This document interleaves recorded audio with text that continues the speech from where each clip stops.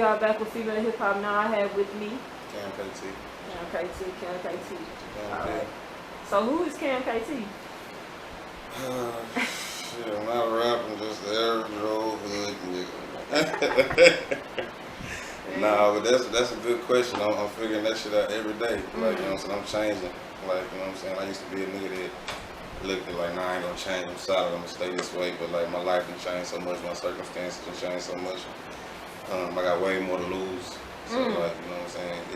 It's a whole different process and shit. Like, I'm getting to know myself at this point in time. And I ain't never really took the time to do that. But that's like, so in my personal life, I'm really just, you know, I live by myself for the first time, you know what I'm saying? Shit, this last like year and a half and shit, like no roommate, no nothing, you know what I'm saying? Shit, so yeah, I've been getting like to know me, like, you know what I'm saying?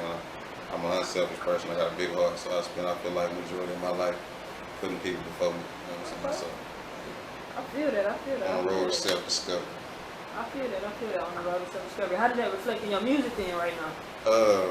My music's like, I mean, if you just like, from where I started to where I'm at, and I was just telling my cousin this shit. I listen to my old music, like my first CD, and there's a lot of shit that's, most of it's still me. Like I still think that way, but a lot of it is not too. You know what I'm saying? To where like I hear me say something, I be like, damn, I don't even think like that. That ain't even facts. You know what I'm saying? And shit like as far as how I think now, I can't even stamp that and say that that's still the case. You know what I'm saying? So you changed. Yeah, a whole bunch. I used to be tripping. Young and just be tripping. Thought I was grown before I was grown. You know what I'm saying? And shit like, thought I was gonna be locked up to bed, you know what I'm saying? Young and was actually cool with it. Wow. Kinda embraced that, you know what I'm saying? Because that's what I was seeing. That's the life I was around and life I was living at that point in time. Yeah. I got shot when I was 18. You know what I'm saying? Wow. And shit like, so, yeah, it was like, stupid shit, dumb shit. I feel you. So, you said you've grown, things have changed. Let's keep on the track of growing. How was it growing up in East Waco? I mean, this shit was a struggle, shit. Like, you know what I'm saying? You had to fight to be in the neighborhood, you know what I'm saying? And shit, like, you got to fight your neighbors and shit. Same people we knocking on their door asking them if they got some bread or sugar and shit. Yeah. You know what I'm saying? We know we fought yesterday, but nigga, today, do y'all got some bread, nigga? Play us, nigga, we gonna fight again today. Like, but like, yeah, just a struggle type shit. Like, you know what I'm saying? Like, typical story, grew up just mama. Shit, a lot of my aunties and uncles are, you know, crackheads, fiends and shit. So even if we was in a 3-bedroom apartment, we had like a lot of our first cousins staying with us and shit.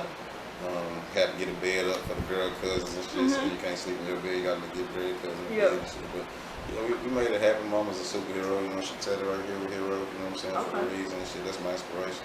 This baby, shout out to her.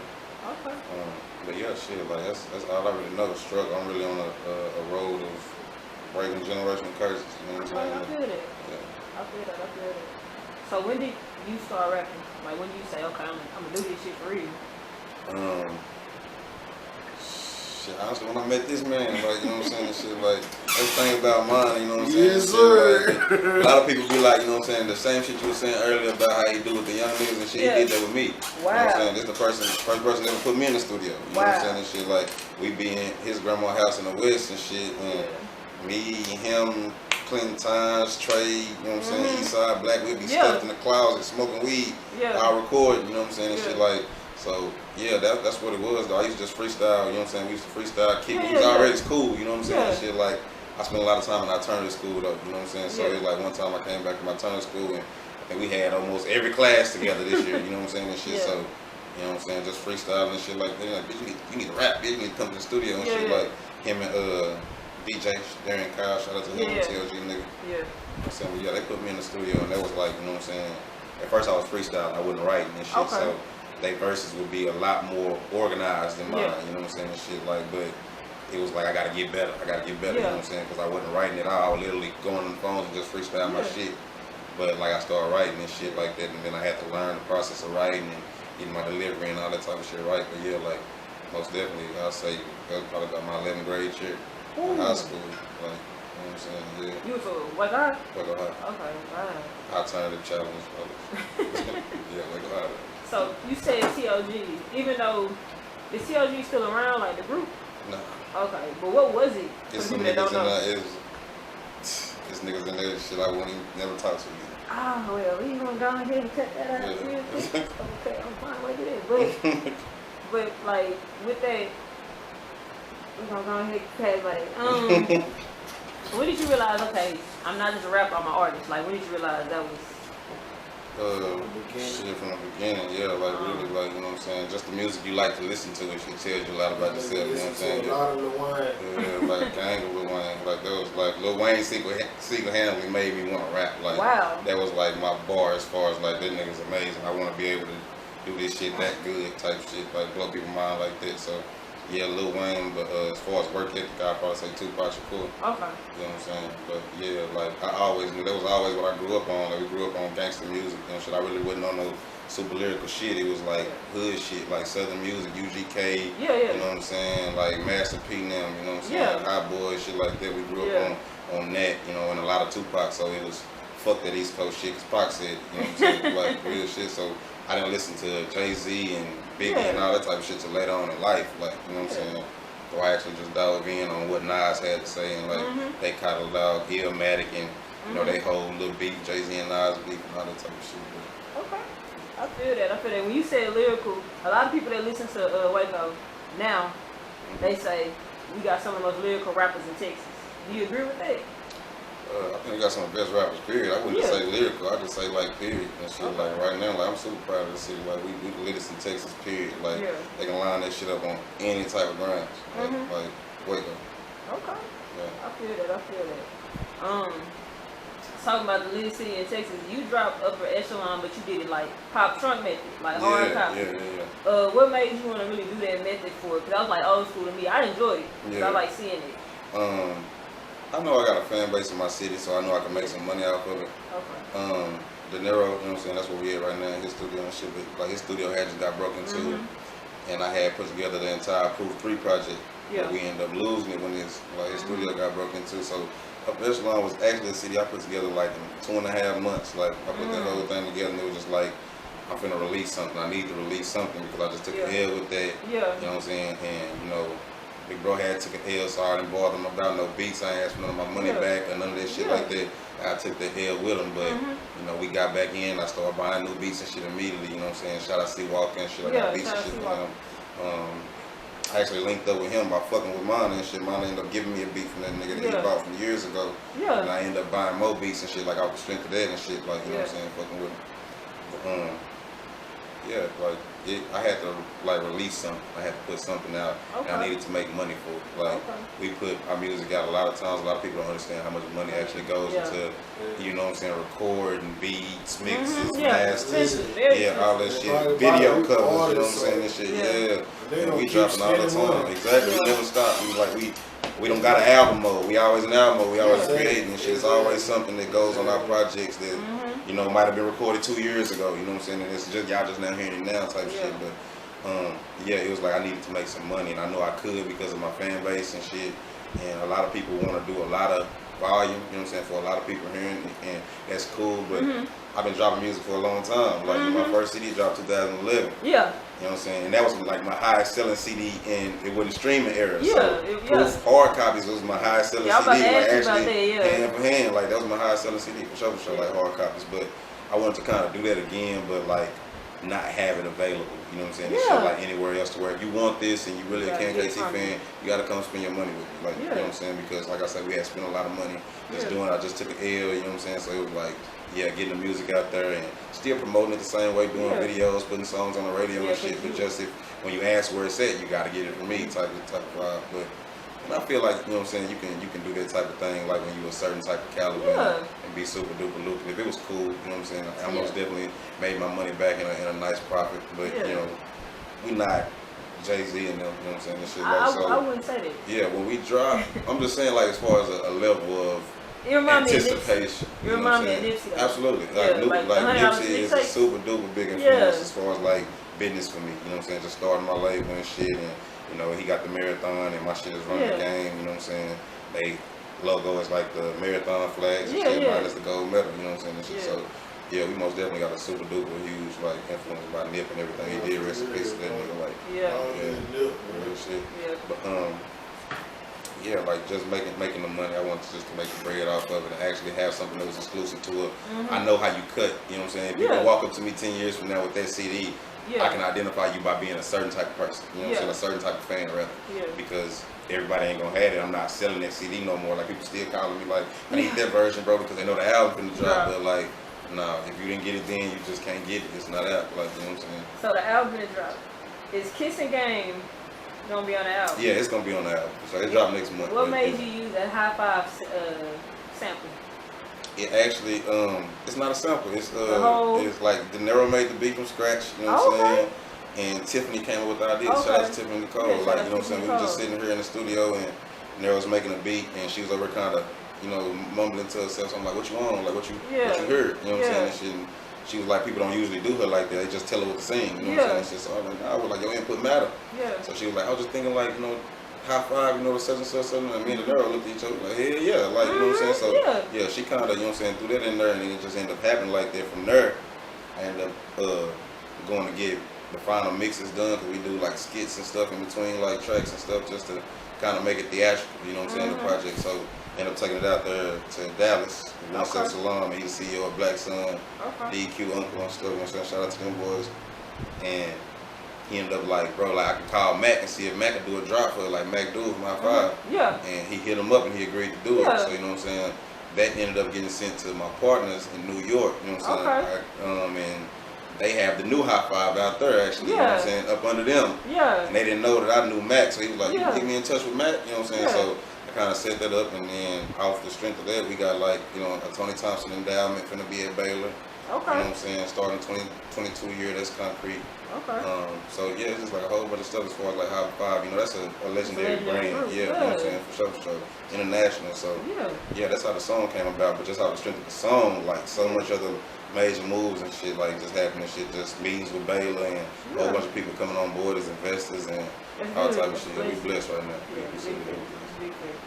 So you also had another project that you dropped. Is it Ultraless or Illustrious? Okay, Illustrious with DQ. How did that go about? We ended up doing a project called the Crown album, you know what I'm saying, which is like a collab album that I'm on. I'm featured on it heavy. It's a Black Sun project. Shout out to them boys again. Me, DQ, and Trey Galactic, and their uncle produced the whole thing. He made all the beats on it. But we was actually going to shoot some videos. We flew out to Cali to shoot 2 videos, which is like the Upgrade video and the meal ticket video. They both out on YouTube right now. And when we came back, we ended up getting snowed in. That was the time where it was like super really cold. Yeah, like in February, and everybody's pipes was freezing and all that tragic shit was going on. But we ended up, as soon as we getting home, like we snowed in. Like we was the last flight that actually got to leave out of Cali, like the first and the last. You know what I'm saying? So when we got there, we was like, we finna go grocery shopping right now, get whatever food we need before we go home. Like we finna go grocery shopping, and we ended up getting into the studio. But we ended up like, the snow got real bad, so we ended up being snowed in. But it's a studio there. You know what I'm saying? So it was just on the fly, like, we here, we might as well record, we ain't going nowhere. You know what I'm saying, and shit, but that shit was crazy though, like that snow was crazy. But we had people actually in that shit bringing us weed and everything, like, in the snow, it was mandatory, like, you know, for sure. But yeah, that's how we ended up doing it though. That was like, you know, we stuck type shit, might as well be productive. Okay, I feel it. Right. So do you think the city was gonna get behind you like the way it did? You always got that hope. You know what I'm saying? Like, you always hopeful. You know what I'm saying? I don't like to be... the city, like, I'm proud to say that I always felt like the city fucked with me. I'm not one of the people that got this story that I dropped and niggas wasn't fucking with my music and shit. Like, you know, I guess it really boiled down to top. Your shit whack. Like, you know what I'm saying? People will swear if you don't like their shit, you hating and shit. But look like there's people that don't like my shit. Like, we cut though. Like we mean. If we can say something negative, we gonna say something negative. Like, you know what I'm saying? So it's about you just being on your best shit. I came to a point to where I'm so comfortable. If y'all hear the music, then I'm comfortable with it. Like, it's nothing you can say about it that can shake me up, because I've already played that back in my head a million times before I released it. You know what I'm saying? So I understand, you know, we sensitive as artists, but you gotta also understand when you put your shit out to the public, you putting it out to the public. You know what I'm saying? They got the right to feel the type of way and voice their opinions about it. Like, you know what I'm saying? So, like, yeah, I appreciate the city for sure. I feel that. So all the things you accomplished, it's about to be 10 years? It is 10 years. It's been 10 years. Like, Proof Anniversary was like, you know what I'm saying, a couple months ago. Yeah, I remember listening in high school.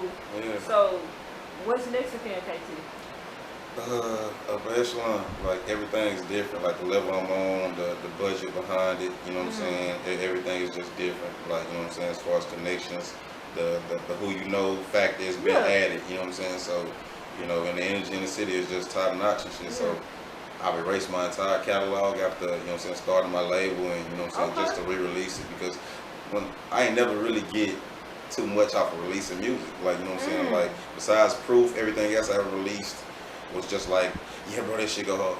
You know what I'm saying? But I just spent a lot of money for you to tell me I go hard, and I was really dropping another project after that little old, you know, going through the motions type shit. So it's a lot of music that, you know what I'm saying, just the world in here. Waco heard it, but the world ain't heard it. You know what I'm saying? So dropping on this scale, it's a whole bunch of stuff that I'm gonna re-release. Like a lot of stuff won't ever come out, or it'll come out, but it won't be that way. So again, if you got hard copies in any of that time, like, you know what I'm saying, like, it's a special thing, you know what I'm saying? Shit, like, most definitely, like, special to me. I think my crazy. I think I got a hard copy of Proof. I think I do. Oh yeah, like that's super duper much. Man, that's crazy, guys. But yeah, like, I'm dropping. This is gonna be my first solo project. Like I said, we just dropped a collab with DQ. This is gonna be my first Up Echelon, be my first solo project that you can actually go stream and be, you know what I'm saying? What made you want to try streaming services this time? Because of day and age? It was always like, it was never like, you know what I'm saying, not do streams at all. You know what I'm saying? It was just like, at this point in time, I know I could drop this and make money off of it, and the curiosity. Like, the streams are not gonna be stupid, because there's a lot of people that was like, not that I don't fuck with you, bro, just I listen to my music off of these playlists, off my iPhone. I plug in the aux when I get in the car. A lot of people ain't even heard the song on the radio because they don't listen to the radio. You know what I'm saying? So, yeah, the curiosity and just the name at this point in time, I feel like gonna be crazy. And then the features, I got Waco on it, TLG Mono, of course, you know what I'm saying? Lido, you know what I'm saying? Outside Nino, Rico Rogers, Shay Glizzy, like, you know what I'm saying? Like, most definitely. I was antisocial in the beginning.